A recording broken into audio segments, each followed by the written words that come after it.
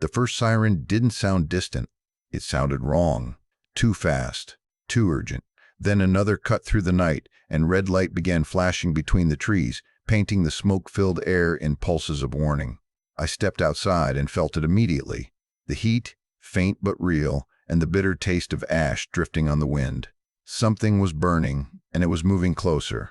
By the time I reached the fire road, my chest tightened. 2 fire engines had already arrived, lights spinning, engines rumbling, but they weren't moving.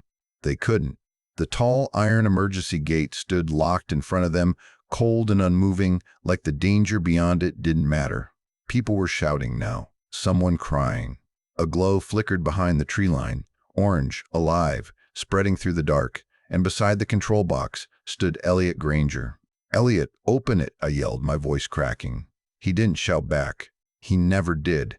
"We can't leave access points unmonitored," he said, steady, controlled, as if none of this was chaos. "This road connects directly to open forest. If we lose control of entry, we invite theft, vandalism, people walking in, out, unchecked. My job is to protect this community's assets." I stared at him. "The fire is coming. The gate will open when it's necessary," he replied. Behind us, the flames climbed higher. Smoke thickened. The wind carried heat across my face. The sirens screamed louder, but the gate stayed locked. And in that moment, something inside me shifted. This wasn't a delay. This was a decision. And I didn't know it yet, but this was only the beginning. If you want to hear more true stories like this, make sure you hit that subscribe button to HOA Update. And tell me in the comments, where are you watching from? When I first came to Ridgeway, the silence felt like a promise. Tall pines surrounded the community in every direction, their branches forming a quiet canopy that softened sound and slowed time. Mornings smelled of damp earth and cedar. At night, the wind moved through the trees like distant water, steady and calm. It was the kind of place people moved to when they were done with noise, done with pressure, done with everything except peace. The roads were narrow and curved through the forest, built more for quiet living than heavy traffic. But one road was different, the fire road.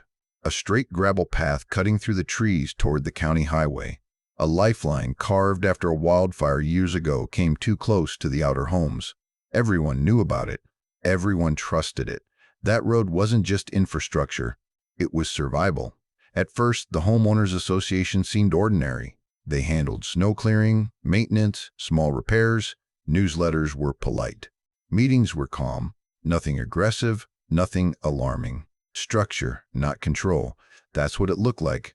Then I started noticing Elliot Granger. He didn't dominate rooms. He didn't shout.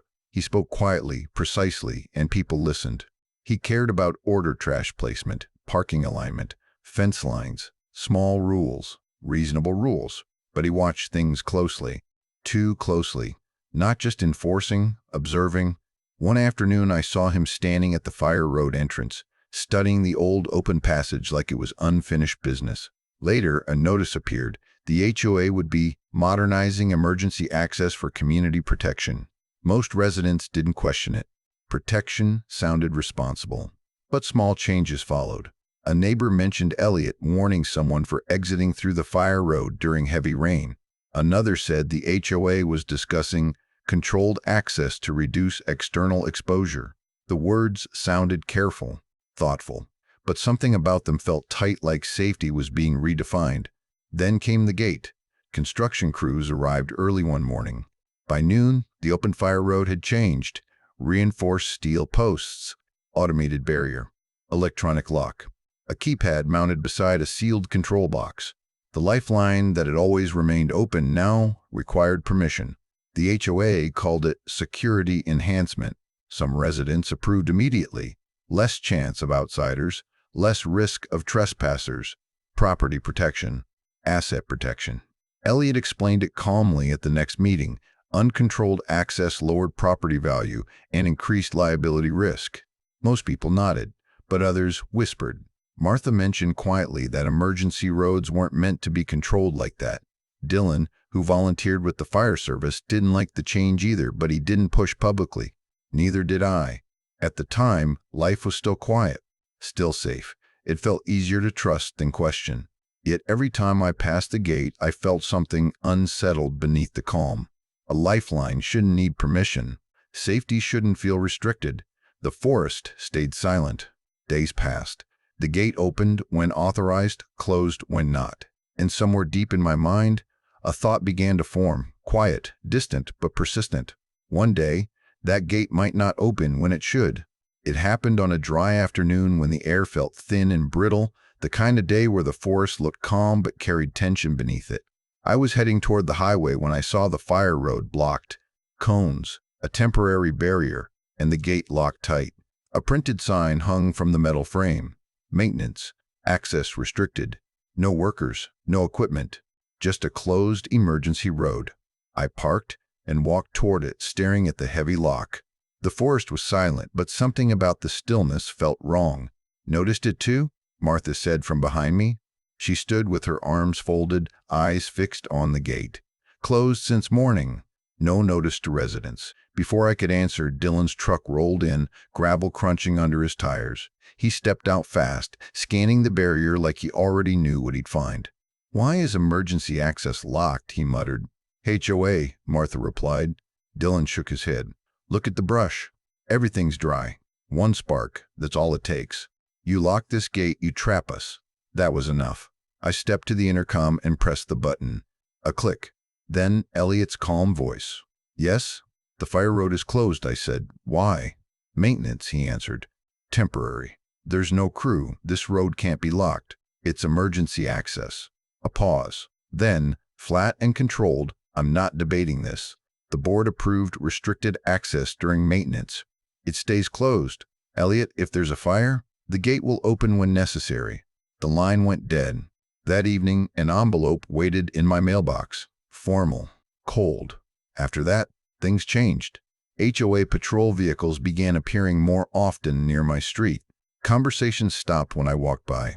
At the next meeting, Elliot spoke about individuals spreading unnecessary concern, about protecting community assets from unmanaged access points. He never said my name, but everyone knew.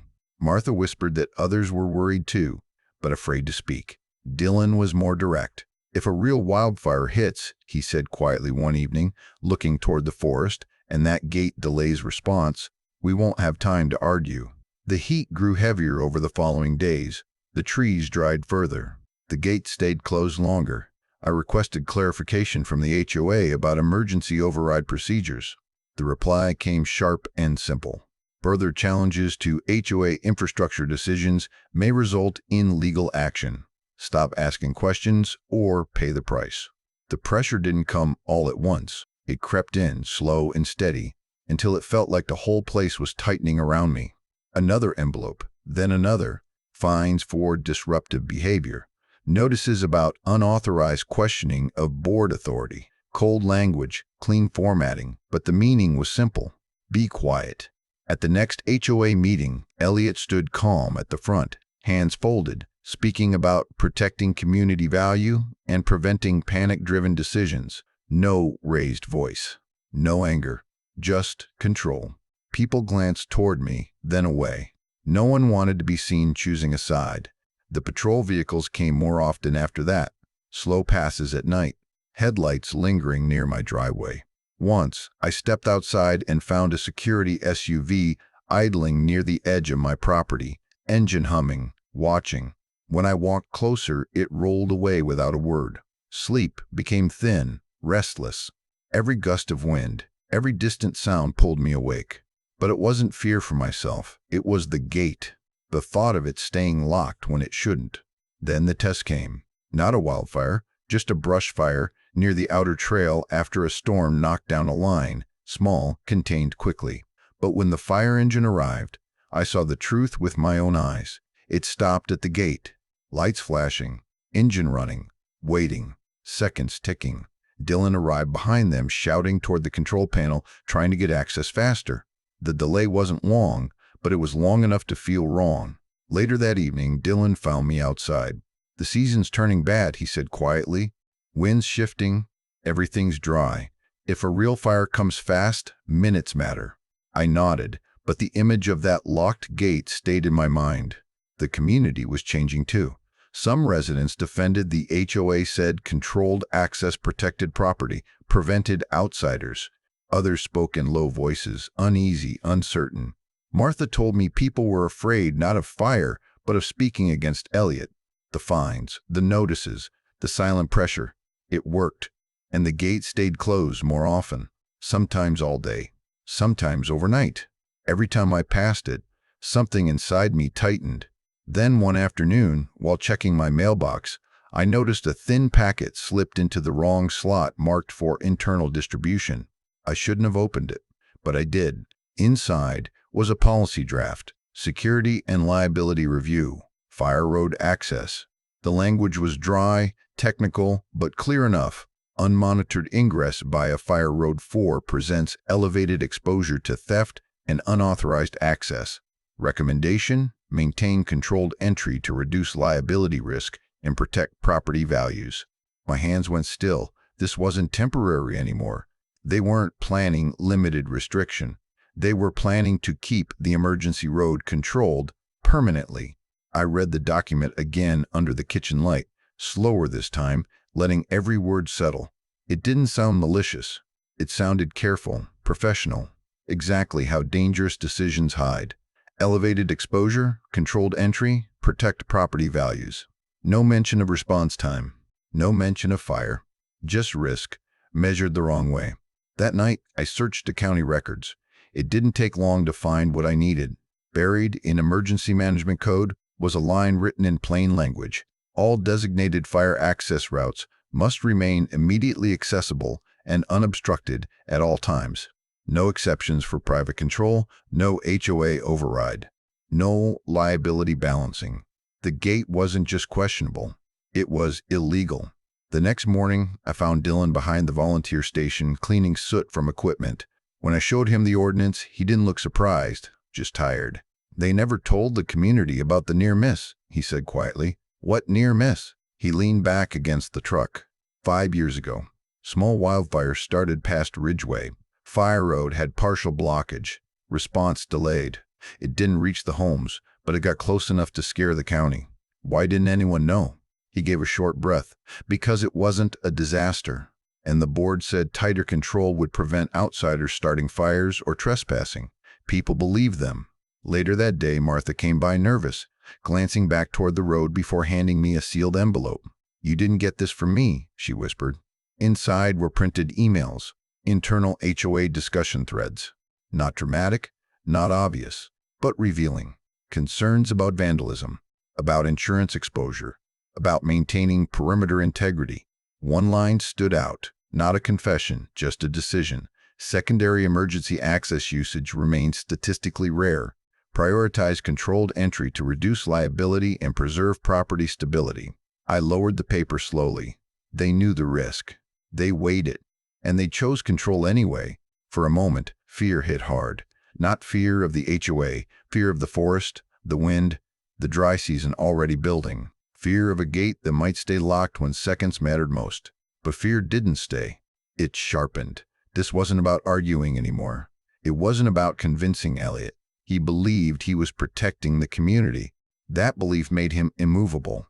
The only thing stronger than belief was proof. If the county saw what I saw, the delays, the restricted access, the ignored risk, they wouldn't ignore it. They couldn't. That night, I spread everything across the table: ordinance printout, the policy draft, the emails, timestamps from the brush fire delay, pieces of a pattern. Quiet, hidden, but real. For the first time since this began, I didn't feel trapped. I felt focused, careful, ready. This wasn't about fighting the HOA anymore. It was about exposing the truth. And that was the moment I stopped reacting and started planning. The next few days, the forest looked calm again, but I knew calm could lie. I moved quietly. No confrontations, no more open questions, just preparation. Before sunrise one morning, I walked the edge of the fire road and mounted 2 small weatherproof cameras along the tree line, angled carefully toward the gate and control box. Nothing obvious, nothing illegal, just silent witnesses. If the gate was being controlled improperly, it would be recorded, not argued. It didn't take long. The footage showed patterns I already suspected. The gate stayed locked for long stretches, even during dry wind advisories. One afternoon, a county fire warning was issued for elevated wildfire risk. The gate never opened. Later that night, an HOA patrol vehicle pulled up, paused beside the control panel, checked the lock, and drove off. Routine for them. Evidence for me. I wasn't alone anymore either. Martha began speaking quietly to a few trusted neighbors, people who had noticed the same delays, the same warnings, the same silence. No one wanted confrontation, but no one could ignore the risk anymore. Some shared stories, times they saw the gate closed during storms, during late-night emergencies, during conditions when it should have stayed open. Quiet support, but real. Dylan reviewed the footage once, jaw tight, then nodded slowly. If the county sees this, he said, they'll act. So I made the call. Anonymous, calm, direct. I reported restricted emergency access, repeated gate closures during fire advisories, delayed response risk. No accusations, just facts. The official on the line asked clear questions, took notes, then said only, "We'll review the situation." That was enough. But the HOA felt the shift too. Another notice arrived, stronger than before. Legal language. Warnings about false reporting and unauthorized monitoring of community infrastructure. Patrol vehicles appeared more frequently. Meetings carried sharper tones about maintaining control and protecting property security. Elliot stayed calm in public, but there was tension behind it now. Tight, watchful. Both sides were moving toward something. More footage came in. More locked hours. More proof. More proof. Piece by piece, the pattern became undeniable.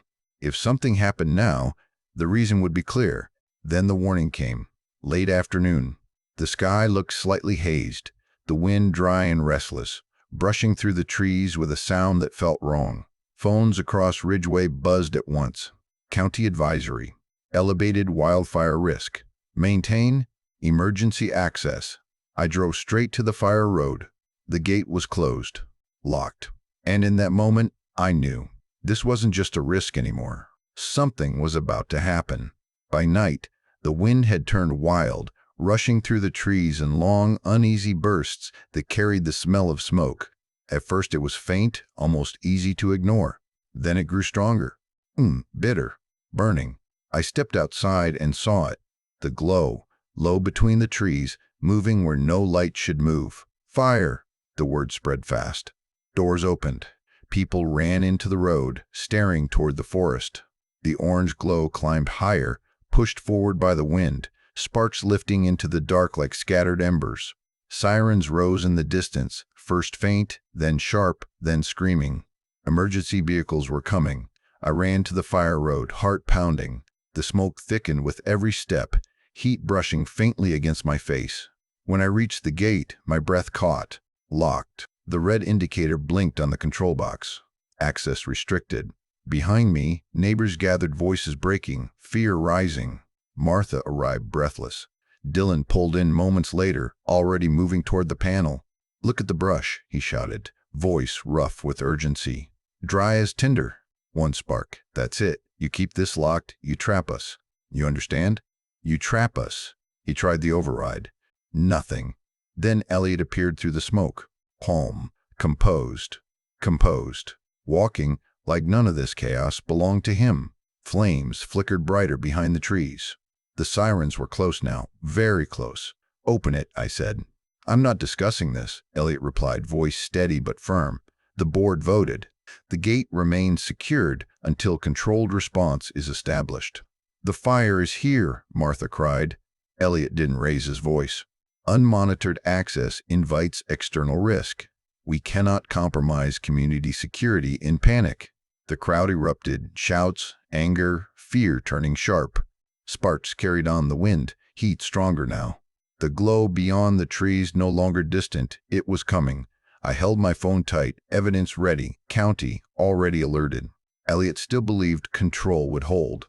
Then the sirens burst through the smoke. The first fire engine roared toward the gate, fast, urgent, until it had no choice but to slam to a stop in front of the locked barrier.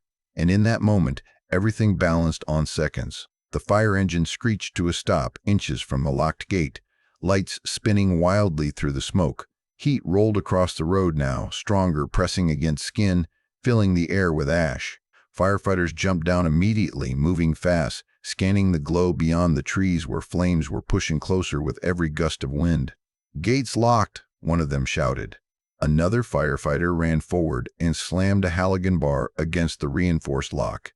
Metal cracked, sparks flew, but the steel held. He struck again, and again.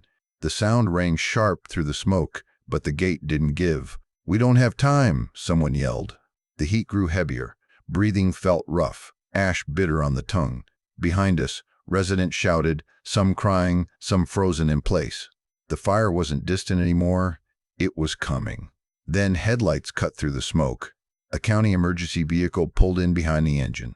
The officer stepped out, took one look at the locked gate, the stalled response, the rising fire, and his expression hardened instantly. "Cut it," he ordered. "No debate. No discussion." Firefighters struck the lock again, harder, metal groaning under force. Another prepared a saw, sparks scattering into the smoky air. Seconds burned away like fuel. Then, a sharp mechanical click. The gate released. Someone had triggered the emergency override. The barrier lifted slowly, and the engine surged forward at once, racing down the fire road into the smoke, disappearing toward the advancing flames. Water cannons roared moments later, cutting through the fire's edge, fighting back against the wind. The crowd fell silent, watching, waiting. Minutes passed. The glow shifted, then weakened. The fire slowed, contained just before reaching the homes. Relief spread, but so did realization. The officer turned toward Elliot, voice cold. "This road is designated emergency access. It cannot be restricted." Elliot tried to speak, but no words came. Around us, neighbors whispered, understanding what had nearly happened. The gate, the delays, the risk. It was no longer hidden. Control shifted in that moment. The fire was stopped. The truth was visible. And Elliot Granger no longer held authority. Morning came pale and quiet, the kind of silence that follows something too close to disaster. Smoke still lingered faintly between the trees, but the danger had passed. The fire road stretched open beneath the early light. No barrier, no lock, just gravel leading through the forest the way it always should have. In the days that followed, everything changed. County investigators returned, not with questions, but with action. Reports were filed, records reviewed, statements taken from firefighters, residents, and officials who had stood at that gate when seconds mattered most. The restriction of emergency access wasn't treated as a mistake. It was treated as negligence. Elliot Granger was removed from his position pending investigation. The same calm authority he once carried had vanished, replaced by silence and scrutiny. The decisions that had seemed controlled, justified, necessary, now stood exposed under real consequence. The HOA didn't disappear, but it didn't control safety anymore. Emergency infrastructure, including the fire road, was permanently placed under county authority. The gate remained, but the lock was removed. It would never again depend on private decision in a moment of emergency. And slowly, the community began to breathe again. Neighbors spoke openly, no longer in whispers. Martha smiled more. Dylan drove past one afternoon and raised a quiet hand. Gratitude wasn't loud, but it was real. The tension that had once settled over Ridgeway lifted, replaced by something steadier: trust. The nights grew quiet again, but sometimes when the wind moves through the trees just right, I still look toward that road. The gate is open now. The lock is gone. Yet I remember how close we came. And somewhere out there, I know there are other gates, still closed, waiting for a spark. If you want to hear more true stories like this, make sure you hit that subscribe button to HOA Update. And tell me in the comments, where are you watching from?